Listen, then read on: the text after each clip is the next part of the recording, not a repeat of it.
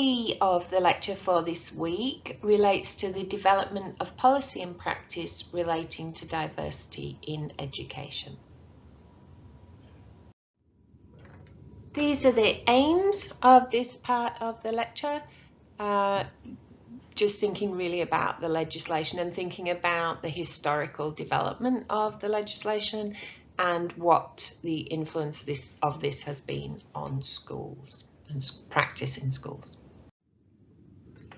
The Disability Discrimination Act in 1992 was very clear that it is unlawful for an educational authority or provider to discriminate against a person or student on the grounds of their disability.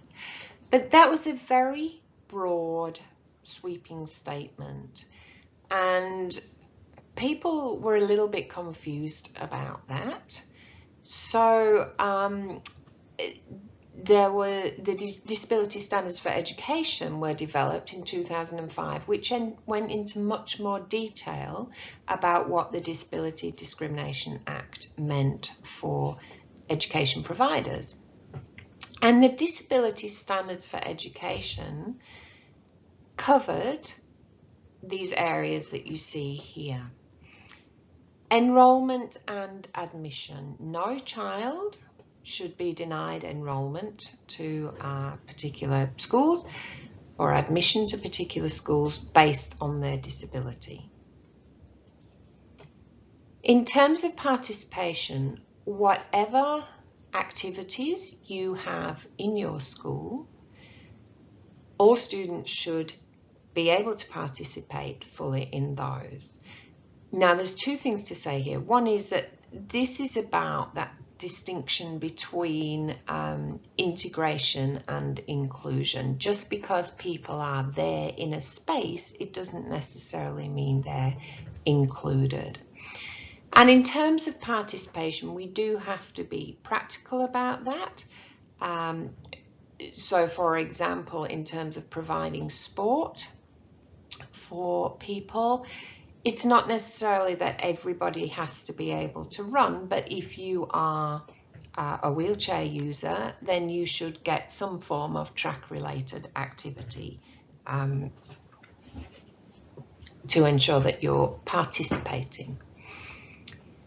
You should not discriminate on the basis of curriculum development, delivery, and accreditation.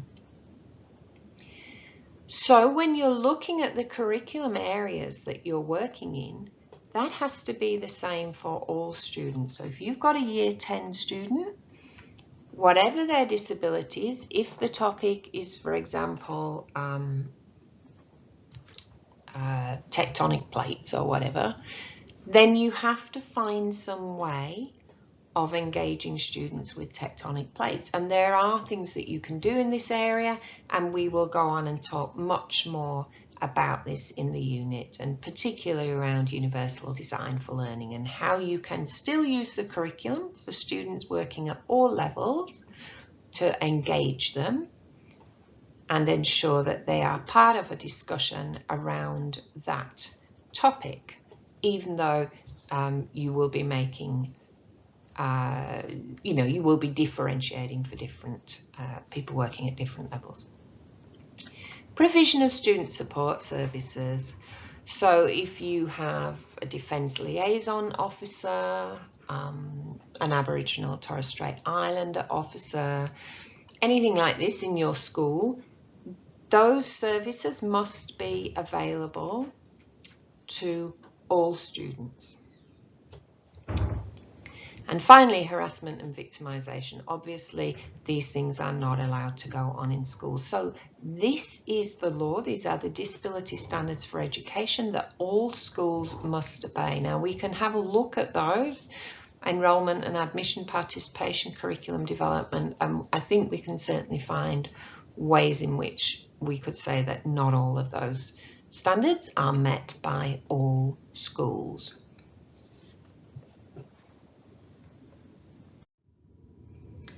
In 2008, in order to make disability issues more visible within the context of human rights legislation, there was a convention, UN convention, on the rights of persons with disabilities. And Australia was a signatory to the convention. And just as in the previous slide, one of the aims was to ensure that all signatories, so all countries, Australia included, would have an inclusive education system at all levels, and that children with disabilities should not be excluded from general education on the basis of their disability. So everybody gets the right to be part of the general education system, which of course means in Australia they're not excluded from free and compulsory primary or secondary education on the basis of their disability. Now, children with disabilities will also receive the support they require. Now, that does include, as we said, things like Aboriginal Torres Strait Islander officers, defence liaison officers, counsellors, whatever. But it does also mean that should they need additional support, they should get that support within the context of the general education system. So Australia has signed up to this, that they will allow that children with disabilities will be included in the general education system, and that the support that they need will be provided within that system. And the goal there at the bottom, you can see, is full inclusion. So effective individualised support measures provided in environments that maximise academic and social development, consistent with the goal of full inclusion. So the aim is to support students, all students, to access and be successful in fully inclusive general education. What led up to all this legislation and policy being developed? Well, the inclusion movement really started in around about the 1970s with various United Nations conferences, and by 1989 we had the United Nations Convention of the Rights of the Child, and that included the rights of all children to have an education. The Salamanca Declaration in 1994 was about education all around the world. And it wasn't until 2008 that we had the UN Convention on the Rights of Persons with Disabilities. So it's only 10 years ago that we actually had an international convention on the rights of people with disabilities. And we need to understand that in its very brief history, inclusion has been based in social justice and human rights principles. And as I mentioned on the previous slide, the UN Convention on the Rights of Persons with Disabilities in 2008 was about making people with disabilities more visible in society. When countries signed the documents, they were informed that they should ensure an equitable education system was in place in their country, and that people with disabilities should not be excluded from education systems on the basis of their disability. Where does that leave us in Australia now? Well, we have the Disability Discrimination Act, as I've said, in 1992, and the Disability Standards for Education in 2005.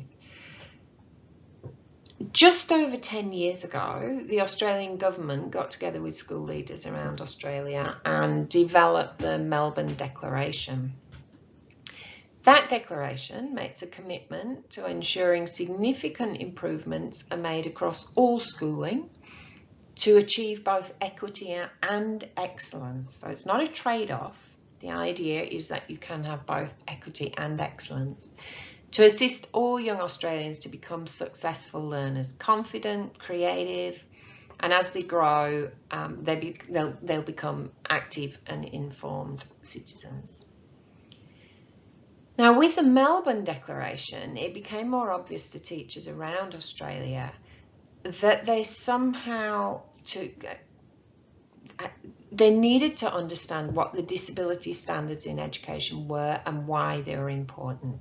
And the Melbourne Declaration moved along the understanding of inclusion and what was a legal right for students.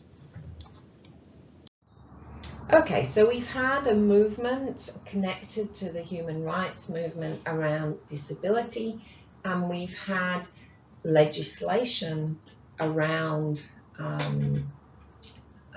including people with impairments, making inclusion for everybody, and particularly within the context of schools. And we've had attempts to make it clearer what the legislation around disability means for students within schools.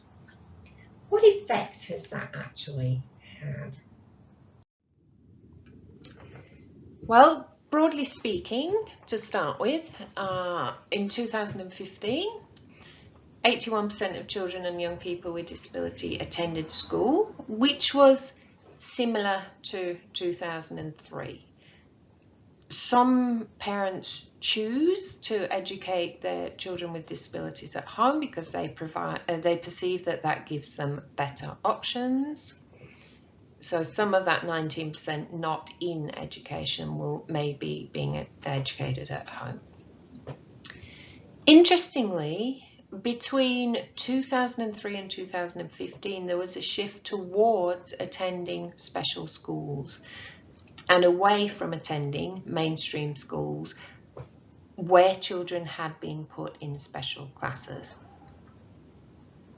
But people with disability continue to have lower levels of educational attainment than those without disability.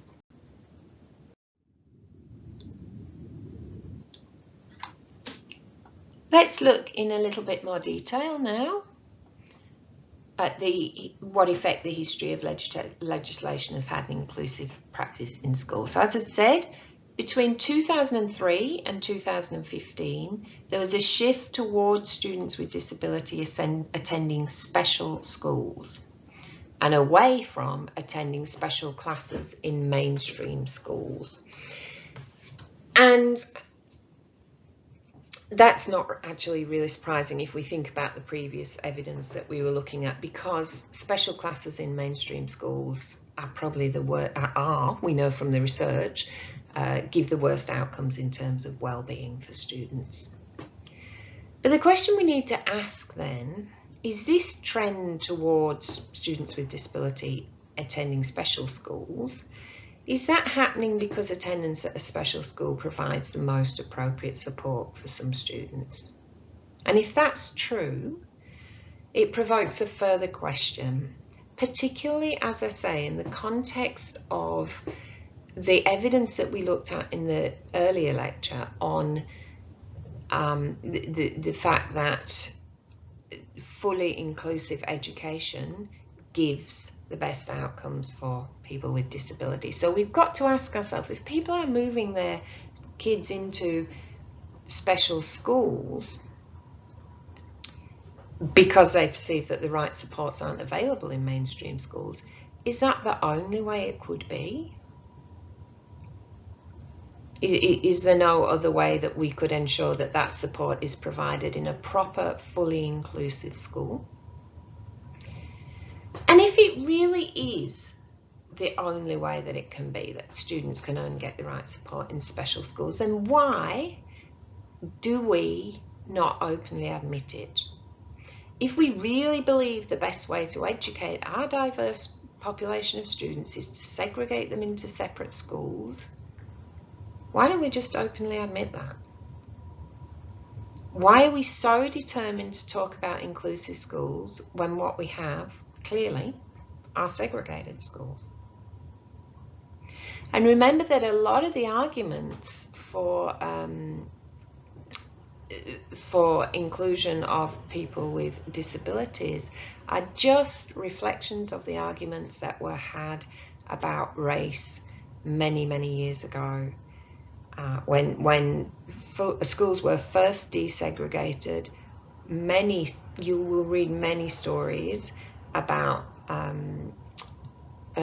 black people and people of colour who were put into mixed schools and had a horrible time and really wanted to go back to their all-black schools because they had teachers who believed in them there, because they got more support there, and so on. So all of these arguments that we're having now about inclusion for people with disabilities really just echo the arguments that were had last century about segregated schools in relation to race. Anyway, we can also see from the graph here that there is an increase in the percentage of students attending school with additional supports. So some students are going to school on a part-time basis, or with assistance from a person, or with particular equipment or different arrangements. And that could be a positive change if it reflects the fact that appropriate support is now being given rather than no support when it was really needed, or if it enables attendance for someone who previously wasn't attending school at all. And there has been a small increase in the number of students with impairments attending some kind of school, up by 4%, and a greater increase in students labelled with severe or profound limitation attending schools. That's up by about 11%.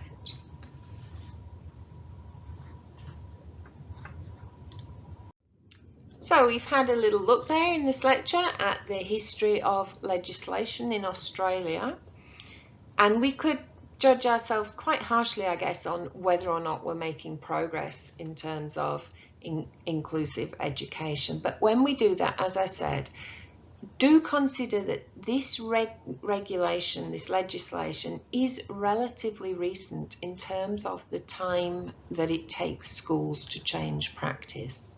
It can be a frustrating business working in schools because you have particular things that you want to implement, and it can take many years to do so. So when we judge ourselves, are we making progress?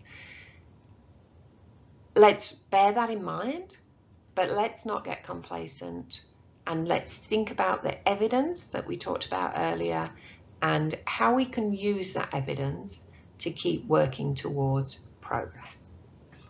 Thank you, and I'll see you all in the workshop.